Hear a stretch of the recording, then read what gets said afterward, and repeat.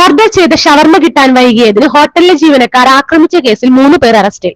എടത്തിരുത്തി സ്വദേശി നൌഫൽ, ചൂലൂർ സ്വദേശി ആഷിഖ്, ചന്ദ്രാപിന്നി സ്വദേശി ഷാഹിൽ എന്നിവരെയാണ് വലപ്പാട് പോലീസ് അറസ്റ്റ് ചെയ്തത്.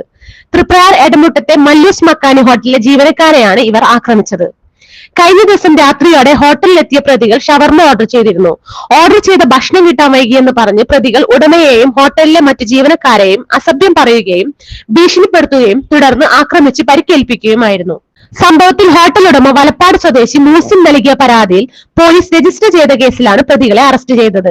പിടിയിലായ നൌഫൽ ഈ വർഷം ഒറ്റപ്പാലം റെയിൽവേ സ്റ്റേഷനിൽ നിന്നും 10 കിലോ കഞ്ചാവ് പിടികൂടിയ കേസിലെ പ്രതിയാണ്. Valappad police station inspector Anilkumar, sub ഇൻസ്പെക്ടർമാരായ എബിൻ, ആന്റണി ജിംബിൾ, CPOമാരായ ശ്യാം, സുബൈർ എന്നിവർ ചേർന്നാണ് പ്രതിയെ അറസ്റ്റ് ചെയ്തത്.